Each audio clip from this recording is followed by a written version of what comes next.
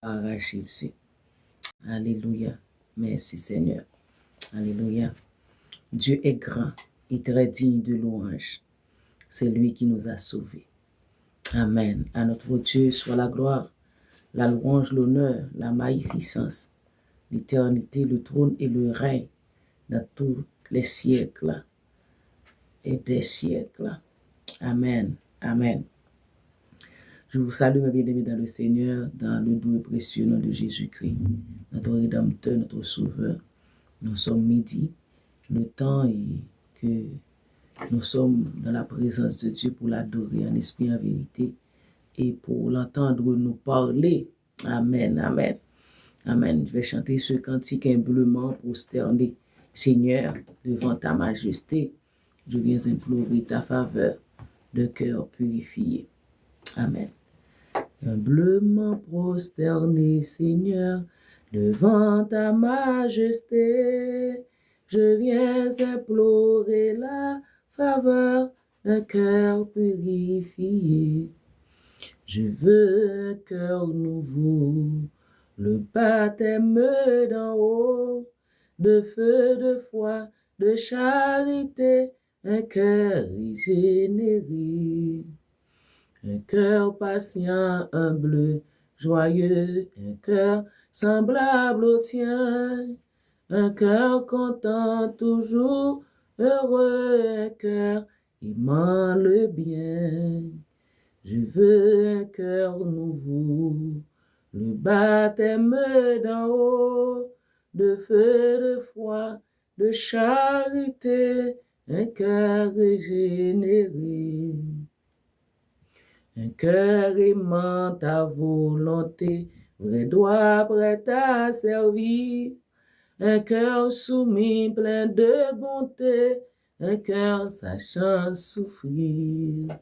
Je veux un cœur nouveau, le baptême d'en haut, de feu, de foi, de charité, un cœur régénéré. Amen, amen, amen. Gloire à ton Saint-Nom béni, Père, Fils et Saint-Esprit. Gloire à ton Saint-Nom béni. Hommage à ton Saint-Nom. Merci pour cette grâce qui nous a fait encore ce matin. Cette grâce renouvelée dans notre vie. Amen, amen. Cette faveur. Alléluia. Merci Seigneur d'avoir exercé ta miséricorde envers nous. Merci Père pour la protection, la sécurité que tu nous donnes jusqu'à cette minute présente. Alléluia, gloire à Dieu. Merci Seigneur, ton nom est exalté en ce moment béni et ton nom est glorifié, magnifié dans toutes les générations passées, présentes et les générations à venir. Nous te prions Père et nous te demandons de recevoir nos cris de louange, d'exaltation et de magnificence que nous t'offrons au nom de Jésus-Christ, notre divin Seigneur et Sauveur. À qui soit la gloire au siècle des siècles. Amen. Amen. Dieu vous bénisse, mes bien-aimés. Donc, nous sommes contents d'être sur TikTok, Facebook et YouTube ce matin. Nous rendons la gloire à notre Dieu. Et merci vous tous qui nous rejoignent sur TikTok et vous les habitués de Facebook. Je vous salue tous dans le nom de Jésus, notre Seigneur et Sauveur, et vous qui nous suivez sur YouTube. Donc, nous allons lire deux versets que nous trouvons dans 1 Thessaloniciens chapitre 5, versets 23 et 24. Il dit que le Dieu de paix vous sanctifie lui-même tout entier et que tout votre être, le corps, l'âme et l'esprit soient conservés irrépréhensibles juste lors de l'avènement de notre Seigneur Jésus-Christ. Le verset 24 dit, celui qui vous a appelé est fidèle et c'est lui qui le fera. Nous avons, frères et sœurs en Jésus-Christ, tendance à bénir le peuple de Dieu par ce verset, souvent à la fin des cultes, à la fin des services. Les pasteurs utilisent ce verset, 1 Thessaloniciens 5, 23, comme un verset de bénédiction. Mais ce matin, le Saint-Esprit m'avait parlé à travers le verset 24. Le verset 24. Vous savez que Jésus-Christ nous dit en Matthieu 5, 28, soyez saints comme votre Père céleste est saint. Ce que Dieu réclame de vous et de moi, c'est la sanctification. Nous pouvons être des bons adorateurs, des bonnes adoratrices, des bons évangélistes, des évangélistes puissants, des pasteurs puissants, des apôtres puissants, des apôtres.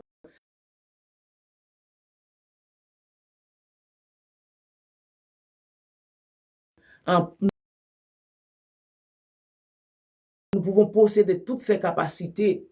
Laissez-moi vous dire que sans la sanctification, c'est ce que Dieu dit dans sa parole, sans la sanctification, nul ne verra le Seigneur. On peut beau opérer des miracles, des prodiges, évangéliser, faire des œuvres missionnaires, des œuvres caritatives. Si nous ne menons pas une vie de sanctification, nous ne pouvons pas voir le Seigneur, parce que la parole de Dieu nous dit, ce que Dieu veut, c'est votre sanctification. C'est ce que Dieu nous demande. Ce que Dieu veut, c'est votre sanctification. Mais bien aimé dans le Seigneur. Mais ce qu'il nous dit aujourd'hui, c'est que celui qui vous a appelé est fidèle. C'est lui qui le fera. C'est Dieu qui nous a appelés à mener une vie de sanctification. Mais j'aimerais attirer votre attention sur ce verset. Parce que souvent on dit Dieu s'intéresse à notre âme, à notre cœur. Et aujourd'hui, qu'est-ce que nous voyons aujourd'hui, mes bien-aimés dans le Seigneur? C'est que donc nous voyons que aujourd'hui, il y a ce qu'on appelle on peut vivre normalement. C'est l'évangile, c'est un évangile modernisé. C'est un évangile, on peut vivre comme la tolérance. On peut mener notre vie comme bon nous semble parce que c'est notre vie à nous. C'est notre vie à nous. L'important, c'est d'accepter Christ. Et on dit que Dieu ne s'intéresse pas au corps. Et vous voyez aujourd'hui, je dois dire ça. Et apôtre Paul, il avait adressé ce message pour dire, dans ce passage, il cite des gens qui n'hériteront pas le royaume de Dieu. Il a parlé des efféminés. Des efféminés, qu'est-ce que ça veut dire efféminés? C'est les femmes qui se transforment en hommes et les hommes qui se transforment en femmes, qui ont des allures de femmes, mais des allures d'hommes. Et il dit que c'est tout votre être, pas une partie de votre être. D'ailleurs, en Corinthiens 6, la parole de Dieu nous dit que nous sommes le temple de Dieu. Nous sommes l'habitation de Dieu en esprit. Donc, pensez-vous que je peux habiter dans une maison d'insalubrité? Pensez-vous que je peux porter un habit sale? Pensez-vous que je peux manger dans un ustensile sale? Dans des vaisseaux qui ne sont pas lavés, nettoyés? Non. Parce que l'enveloppe là, le corps, ou bien l'ustensile, la maison, les habits que je doivent être propres. Et souvent, nous disons que Dieu porte attention à l'âme, à notre cœur, mais pas à notre corps. Mais ce passage nous dit que c'est tout votre être, l'esprit, l'âme et le corps qui doivent être conservés dans la sanctification. Et vous avez aujourd'hui, ça prend une grande allure dans l'église, des hommes qui portent des boucles d'oreilles, des hommes, des jeunes avec des cheveux tressés, des cheveux longs. Donc on dit c'est normal. Maintenant le tatouage envahit l'église de Jésus-Christ. On ne veut pas parler de ça, mais c'est la réalité. Parce que Dieu interdit de faire de tatouage sur notre corps. Il avait interdit au peuple d'Israël, il avait dit au peuple d'Israël, dans ce pays où vous allez, où je vais vous amener, vous allez trouver des gens autour de vous, des peuples autour de vous, qui servent des dieux étrangers, des peuples autour de vous, qui adorent des idoles, qui font des images sur leur corps, qui se déguisent, qui adorent des astarte, des dieux étrangers, etc. Dieu avait interdit au peuple d'Israël de le faire. Et la parole de Dieu nous dit aussi, donc, nous ne devons pas avoir l'attitude des efféminés. Donc, maintenant, les jeunes, les hommes, qui portent des cheveux tressés, des cheveux longs, Dieu dit non, c'est pas pour vous. Peut-être que vous allez me sacrifier aujourd'hui, peut-être que vous allez désabonner avec moi, mais je m'en fous. Mais je dois vous dire que si vous ne sanctifiez pas votre corps, vous n'entrerez pas dans le royaume de Dieu parce que c'est tout votre être, l'esprit, l'âme et le corps qui doivent se conserver irrépréhensibles lors de l'avènement de notre Seigneur Jésus-Christ. Et c'est important, mes frères et sœurs bien-aimés en Jésus-Christ. C'est tout votre être, l'esprit, l'âme et le corps qui doit être conservé, qui doit être gardé à l'état de la pureté, qui doit être gardé dans la sanctification, qui doit être gardé, qui doit être mis à part. C'est tout votre être, tout notre être, moi aussi, y compris, qui doit être mis à part dans la sanctification, dans la sainteté pour notre Dieu. Le verset 24, où le Saint-Esprit m'avait parlé moi-même ce matin. Celui qui vous a appelé est fidèle. Dieu ne va pas nous demander de faire des choses qui sont impossibles à nous. C'est pourquoi il nous envoie son Saint-Esprit qui nous garde, son Saint-Esprit qui nous surveille, son Saint-Esprit qui nous guide, son Saint-Esprit qui nous enseigne, son Saint-Esprit qui nous donne des directives, des bonnes directives. Mais bien aimé en Jésus-Christ, il dit, celui qui vous a appelé est fidèle. C'est Dieu, dans sa fidélité, qui va nous garder dans la sanctification, dans la sainteté, si nous lui donnons accès, si nous lui donnons la suprématie, si nous lui donnons la seigneurie, si nous lui donnons l'autorité complète et totale sur notre vie entière. Il dit, il est fidèle et c'est lui qui le fera. C'est lui, par rapport au Saint-Esprit qui vit en nous, le Saint-Esprit qui est Dieu en nous. Il y avait envoyé Jésus-Christ qui dit, Emmanuel, Dieu est avec nous, était venu, Jésus-Christ est venu pour nous montrer le chemin qui mène au Père, mais il envoie son Saint-Esprit pour garder son Église jusqu'à son enlèvement, jusqu'à l'enlèvement de l'Église. Il dit que celui qui vous a appelé est fidèle et c'est lui qui le fera. Et c'est Jésus-Christ, c'est le Saint-Esprit qui va nous rendre d'être capables de rester, de vivre dans la sanctification. De la sanctification. Et nous voyons ce matin, j'ai partagé un texte sur Facebook, c'est 1 Thessaloniciens chapitre 4, où apôtre Paul exhorte les chrétiens de Thessalonique à vivre dans la sainteté, à vivre dans la sanctification.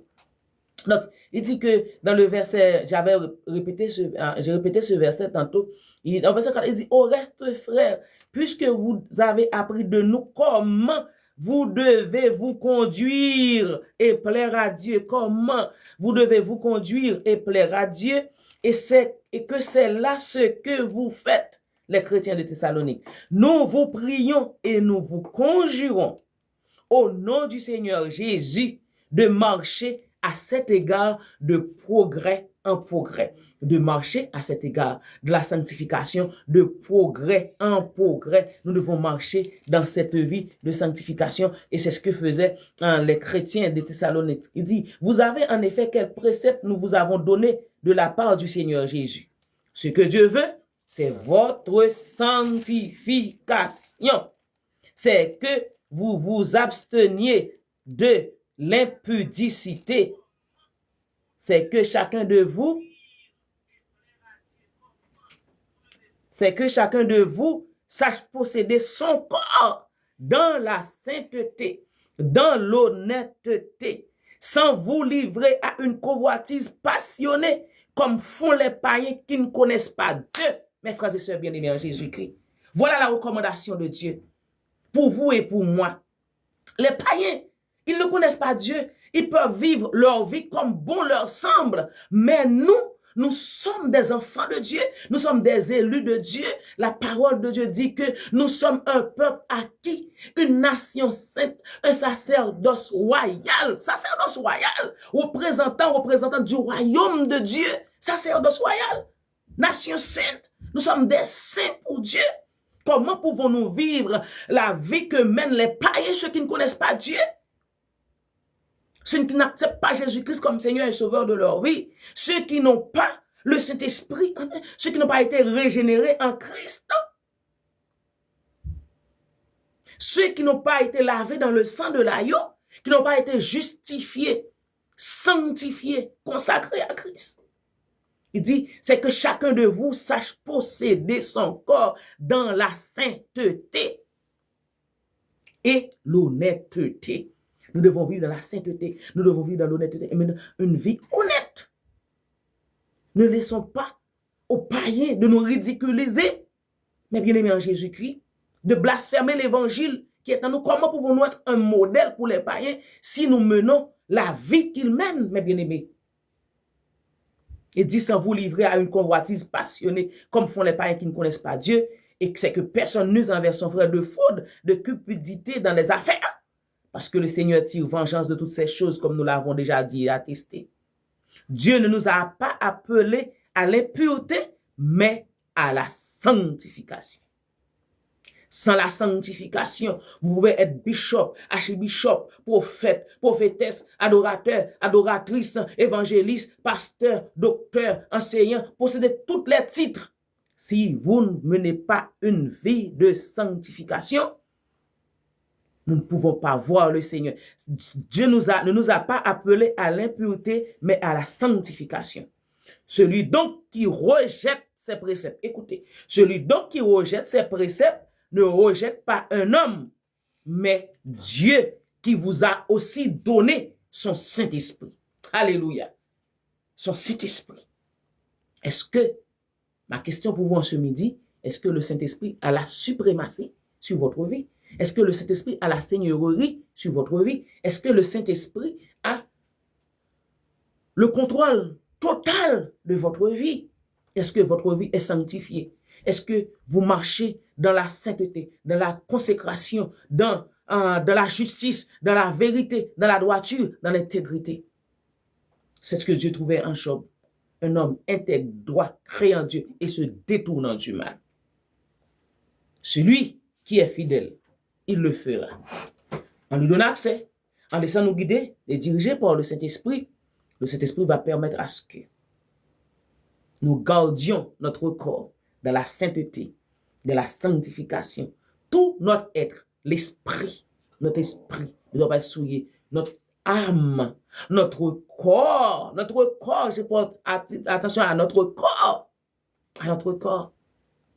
l'esprit, l'âme et le corps doivent être conservés irrépréhensibles, doivent être conservés purs, doivent être conservés dans la sanctification, doivent être conservés dans la sainteté, doivent être conservés dans la consécration, doivent être conservés dans la justice. Notre corps, nous ne pouvons pas faire ce que nous voulons, avec notre corps.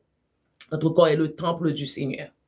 Nous ne devons pas imiter les païens, mais bien aimés. Nous sommes le temple de Dieu. Nous sommes un sacerdoce royal. Nous sommes des sacrificateurs du Dieu vivant en Jésus-Christ. Et en tant que fils et filles du royaume, notre attitude doit témoigner le nom de Jésus-Christ, notre façon de vivre, notre comportement, notre façon de faire.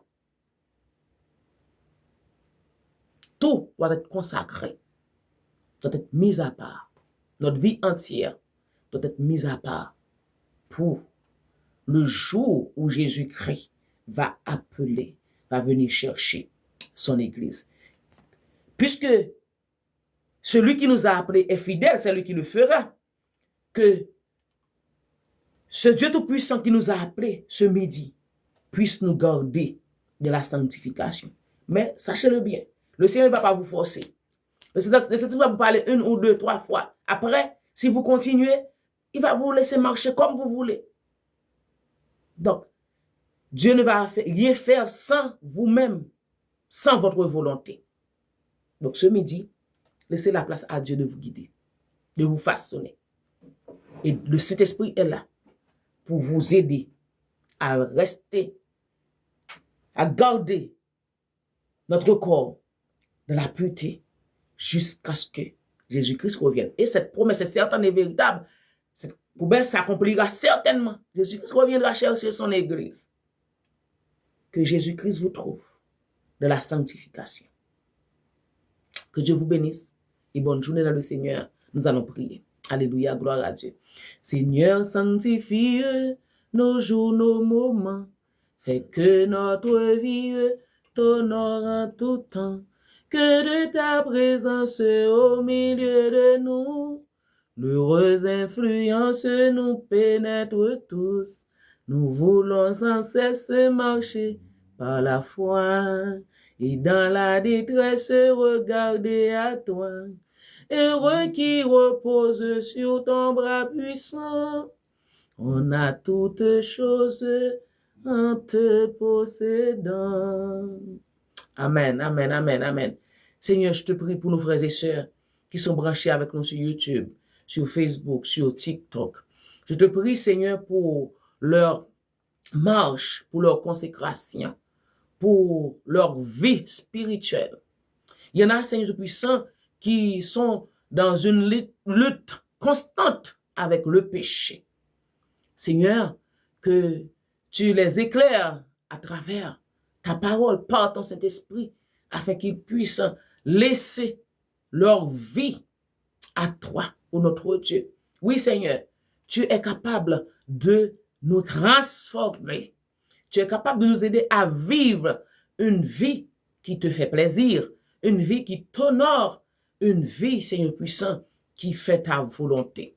Père Saint et adorable, et de nous, cher Seigneur puissant, à dresser une muraille contre le péché, Seigneur, de fuir la route sombre du plaisir trompeur.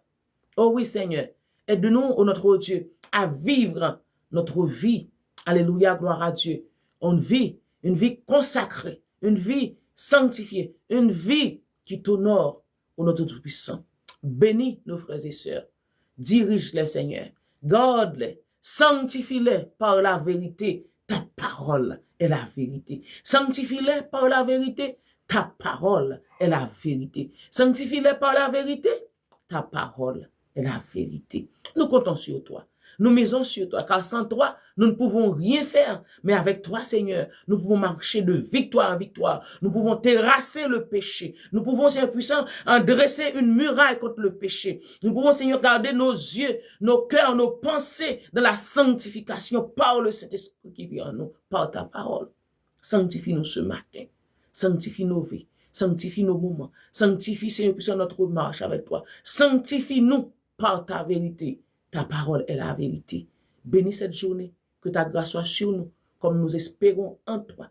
Aide-nous, cher Seigneur, à garder notre vie entière, notre être, tout notre être, le corps, notre âme, notre esprit, pour notre Tout-Puissant, dans la sanctification, jusqu'à ce que tu reviennes nous chercher, jusqu'à ce que tu nous appelles dans notre demeure éternelle. Cette prière, Seigneur, nous te l'adressons, non pas parce que nous avons le mérite, mais au nom et par le mérite de Jésus-Christ, notre Rédempteur et Sauveur. À lui soit la gloire au siècle des siècles.